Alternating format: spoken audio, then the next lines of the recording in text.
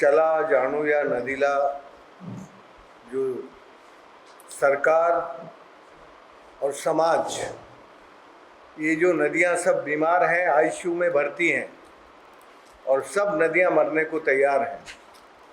हमने आपकी सरकार से कहा कि भाई आप अमृत महोत्सव मना रहे हैं, हम केवल 2 अमृत जानते हैं। एक तो अमृत है देश की आज़ादी और दूसरा है संविधान।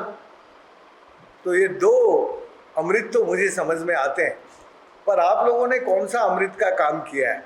सरकार की जितनी भी म्युनिसिपल कॉरपोरेशंस हैं, उन सब ने नदियों की ज़मीन पर कब्जे करके अपने दफ्तर ये वो सब बनाया है। तो नदियों पर जो अतिक्रमण हो रहा है वो सबसे ज़्यादा सरकारें करती हैं। और दूसरा जो नदियों में प्रदूषण है, प्रदूषण को रोकने के लिए म्युनिसिपल कॉरपोरेशन होता है, वो भी सरकारी है। तो म्युनिसिपल कॉरपोरेशन को किसने राइट दिया है कि जिस नदी में अविरल निर्मल जल बहता था उसमें आप गंदा पानी डाल दो? तो ये भी आपका सरकार कर रहा है। और तीसरा, जो नदियों में खनन हो रहा है, माइनिंग हो रहा है, और नदियों का जो पीने के लायक जो अच्छा पानी है उसको बड़े लोग उठा के, इंडस्ट्री उठा के नदियों को सुखाने का काम कर रहे हैं, उनके लाइसेंस भी आप नहीं दिए हैं। तो ये जो नदियों की हत्या का काम है, इस काम में ज़्यादातर भूमिका जब हम ढूंढते हैं तो सरकारों की नज़र आती है। चीफ सेक्रेटरी की अध्यक्षता में बिना किसी राजनीतिक दलगत राजनीति से दूर एक समिति बनी है। उस समिति में सरकार के 27 लोग हैं और गैर सरकारी कुल 9 लोग हैं, 10 लोग हैं। तो ये जो मेरे साथ बैठे हैं नरेंद्र, और ये जो मंच पर बैठे हैं, ये सब राज्य सरकार के असरकारी लोग हैं। असरकारी लोग वो होते हैं जिनको किसी ऑर्डर की ज़रूरत नहीं होती, जिनको किसी तनख्वाह की ज़रूरत नहीं होती, जिनको किसी पैसे की ज़रूरत नहीं होती। वो कोई एनजीओ स्टाइल में कोई प्रोजेक्ट नहीं चलाते, वो चलाते हैं जो गलत काम हो रहा है, उस गलत काम की जो सच्चाई है वो सच्चाई राज्य और समाज को बताना। तो हम लोगों ने ये तय किया कि जो नदियां हैं, 109 नदियों पर अभी तक सरकार के 4 जीआर निकलवाए हैं। पहला जीआर 30 सितंबर को हुआ, जिसमें ये समिति बनी चीफ सेक्रेटरी की अध्यक्षता में, और सबके काम क्या क्या हो सकते हैं उसको काम को डिसाइड करने के लिए 14 अक्टूबर को दूसरा जीआर आया। तीसरा जीआर, ये जो हमारे असरकारी लोग हैं, ये करीब 600 लोग हैं पूरी 109 नदियों पर, ये कैसे काम करेंगे, किस इलाके में काम करेंगे। इस तरह से अभी तक जो जीआर आए हैं उन जीआरों में ये काम लिखा है कि ये लोग नदियों का दर्द जाने, नदियाँ कहाँ बीमार हैं, नदियों को कौन बीमार कर रहा है, नदियों का हत्यारा कौन है, इसका पता लगाना। इसका पता लगाने के लिए ये नदियों को जानने के लिए चला जानू या नदी के तहत उन नदियों की यात्रा कर रहे हैं। और उन यात्राओं के बाद ये जो नदी की बीमारी है उसका निदान करेंगे, उसको डायग्नोज करेंगे कि नदी की बीमारी क्या है। हमारे जितने भी ये असरकारी लोग हैं जो सरकारी नहीं हैं, उन लोगों को हमने कहा कि भाई देखो, यदि आप नदी की सच्चाई इस समाज के सामने नहीं रखेंगे तो आपका काम पूरा नहीं होगा। तो नदी की सच्चाई राज को भी और समाज को भी बिना डरे दोनों को बताना। तो ये जो सच है, नदियों का जो सच है, उसको समाज के बीच लेके आना। और फिर सेकंड स्टेज है कि ये जो नदियों की बीमारी है, इसको ठीक करने के लिए राज्य की जिम्मेदारी क्या है और समाज की जिम्मेदारी क्या है, राज्य को क्या करना चाहिए और समाज को क्या करना चाहिए, उसका निर्धारण करना। और तीसरा जो काम है वो ये है कि ये रिपोर्ट बनने के बाद, जैसे और रिपोर्ट बनती हैं और वो अलमारी में रख दी जाती हैं, कुछ एक्शन वैक्शन होता नहीं है। जो सरकारी रिपोर्ट होती है, फिर सरकार को जो अनुकूल लगता है उसको रिपोर्ट स्वीकार कर लेती है, जो सरकार को अनुकूल नहीं लगता उसको लाल बस्ते में बांध के रख देती है। तो ये रिपोर्ट जो बने वो लाल बस्ते में ना बंधे, वो लाल बस्ते में बांध के ना रखी जाए, उन रिपोर्ट्स के अनुसार काम हो। तो तीसरा काम हमारा ये है। सबसे पहले ये सोलापुर का काम बहुत जल्दी पूरा हुआ। सोलापुर में एक कासल गंगा है, जिस पर हम पिछले कई सालों से काम कर रहे थे, वो सूख गई थी, उसको रिजुनेट करने का काम किया। वहाँ थोड़े अच्छे लोग थे, तो उन्होंने जल्दी से जो भी सोलापुर की नदी थी उसकी यात्रा करके वहाँ की उस कासल गंगा की पूरी रिपोर्ट बनाई और उस रिपोर्ट में 5 तरह के काम बताए हैं।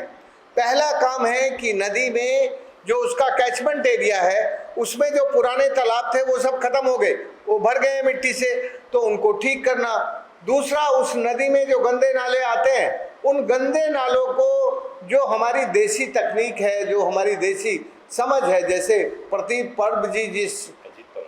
पर्व जी जिस दिशा में काम कर रहे हैं कि उसके लिए बहुत बड़ी बड़ी मशीनें नहीं लगती। छोटे गांव में इतनी बड़ी मशीन लगाना, बिजली लेके जाना, वो प्रैक्टिकल नहीं है। तो उस पानी को जो हमारी वनस्पति है उस तरीके से कैसे ठीक कर सकते हैं गांव के छोटे छोटे नालों में, तो गांव के लेवल पर ये जल शुद्धि का परिशोधन का काम शुरू हो। और तीसरा काम ये है कि जो स्कूल, कॉलेज और यूनिवर्सिटी और ये जो विश्वविद्यालय, विद्यापीठ आपकी हैं, ये लोग भी थोड़ा जमे। असलियत में इन सब को नदियों के हत्यारे यदि कोई हो सकते हैं तो सबसे ज़्यादा शिक्षित लोग हैं। जहाँ सबसे ज़्यादा शिक्षित लोग रहते हैं उनकी नदियाँ सबसे ज़्यादा गंदी होती हैं। जैसे बम्बई की 5 नदियाँ, मीठी नदी, असावरा, पसावरा, सबसे ज़्यादा नाले बन गई हैं।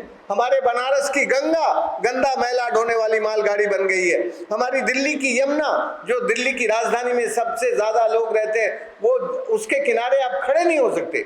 तो ये जो शिक्षा है, इस शिक्षा ने जिस तरह का विकास का काम शुरू किया, उस विकास में ज़्यादातर जो मूल काम था प्रकृति के साथ जुड़ के काम करने का, उस विचार को तोड़ के हम लोगों ने नदियों पर 3 तरह के खतरे पैदा किए हैं। पहला कि नदियों की ज़मीन पर अतिक्रमण कौन करता है? जो सबसे ज़्यादा पावरफुल है, ये अडानी अंबानी टाइप लोग करते हैं, क्योंकि उनको समुद्र पे कब्जा कौन करता है? वो लोग करते हैं, जो ज़्यादा पावरफुल हैं, जो आर्थिक रूप से ज़्यादा मजबूत हो गए हैं। और तीसरा जो माइनिंग है, खनन है, जो नदी का एक्सट्रैक्शन है, नदी का पानी और नदी की रेत को उठाने का काम सरकार करवाती है। और तीसरा जो पॉल्यूशन का काम है वो ये करती हैं। तो मैं इतना कहना चाहता हूँ कि इस हमारी आधुनिक शिक्षा ने हमारी नदियों की हत्या कर दी है, उनको आईसीयू में भर्ती करने के लायक बीमार बना दिया है। अब इनको ठीक कैसे करेंगे? इनको ठीक करने के लिए मुझे लगता है कि ये जो हमारी जो भारत में नदियों को ठीक रखने की परंपरा थी, नदियों को इंसानी दर्जा था, जैसे इंसान को देखते हैं वैसे ही नदियों को देखते थे। जैसे जब किसी भी नदी पे बांध बना देते हैं, आपका हाथ को यदि बांध दें और उसमें रक्त प्रवाहित ना होने दें तो आपकी हालत क्या होगी? ऐसे ही हमने नदियों की हालत की है पिछले 150 सालों में। हमने 150 सालों में अपनी नदियों की हत्या का काम किया है। इस काम को जल्दी से यदि हमने नहीं संभाला तो हमें नदियों को पुनर्जीवित करना संभव नहीं है। कासाल गंगा शोलापुर की एक नदी है। उस नदी पर 23 गांव हैं। 23 गांव में जब ये नदी प्रहरी, हर नदी पे कुछ नदी प्रहरी नियुक्त किए गए हैं, वो नदी प्रहरियों ने हर गांव में जाकर और वहाँ पर पानी की क्या समस्या है, उनके गांव में कोई तालाब है क्या और तालाब की आज की परिस्थिति क्या है, उनके गांव में जो ओड़े नाले जा रहे हैं उस पे कुछ बांध है क्या और उसकी क्या परिस्थिति है, उसमें गाढ़ भर गया है क्या, उसकी वाइडनिंग डीपनिंग का काम, वहाँ पर जो फॉरेस्ट एरिया है उस गांव में, उस फॉरेस्ट एरिया पे क्या पोजीशन है, क्या वो नामपरी फॉरेस्ट लैंड है और उसके ऊपर कुछ पेड़ है या नहीं है। तो ये सत्य जो रियल वहाँ की आज की परिस्थिति है पानी को लेकर, उस पानी की परिस्थिति का आंकलन करना और उस गांव वालों के साथ चर्चा करके कि आपके गांव की पानी की समस्या ये कैसे सुलझाई जा सकती है। ये हम सबका मानना है कि जो गांव में जाते हैं वहाँ पर पारंपरिक स्थानिक ज्ञान है पानी के व्यवस्थापन का, तो वो अपने पानी को कैसे बचा के रखते थे और अभी कैसे वो सूख चुकी है नदी, तो फिर से उस नदी को पुनर्जीवित करने के लिए क्या करना चाहिए। ऐसे 23 गांवों में घूम के वहां पर जो प्रदूषित पानी के नाले जा रहे थे उनको जीपीएस रीडिंग लेके, उसकी फोटोग्राफ्स लेके, उसका एक नोट लिखकर कि ये इस वजह से पोल्यूटेड हो रहा है, और सिर्फ जो समस्याएं हैं जैसे एनक्रोचमेंट हो गई, कहाँ पर किसानों ने उसको एनक्रोच किया है, कहाँ पर रोड ने एनक्रोच कर दिया है, कहाँ पर कुछ घर बन गए हैं और एनक्रोचमेंट हो गया है, तो उनकी पानी वहन क्षमता कम हो गई है।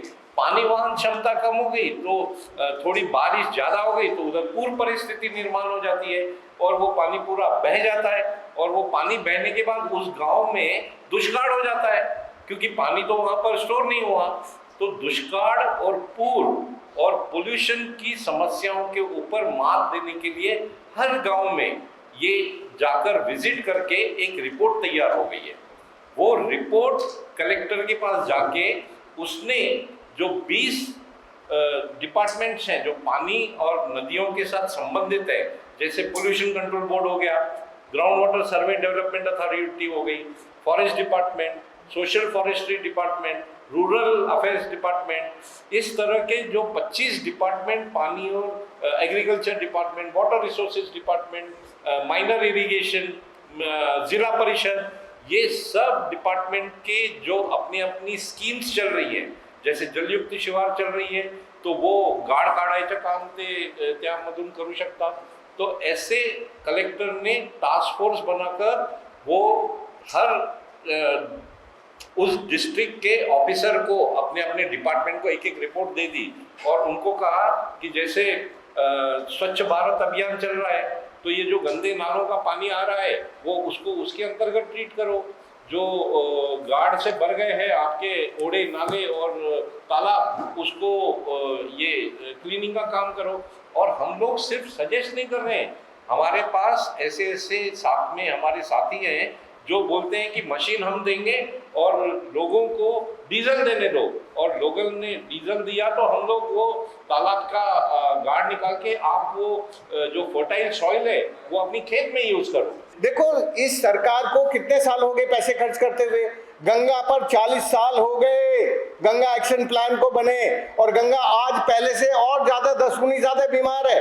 हर साल पैसा खर्च हो रहा है। क्यों हो रहा है? क्योंकि गंगा की बीमारी है हृदय रोग की, और उसका इलाज कर रहे हैं दांतों के डॉक्टर, उसका इलाज कर रहा है वो ब्यूटी पार्लर, क्योंकि उसके वो उसके इलाज के लिए वो बना रहे हैं सीढ़ियां और घाट। इसलिए भाई जो तुम्हारे साथ मिलके तुम्हारी बात करना चाहते हैं उनके साथ तुम्हें जरा नदी को समझने के लिए तुम्हारे जैसे दोस्तों को आगे आना पड़ेगा, और नदी की एक साक्षरता का अभियान हम दोनों मिलके चलाएंगे।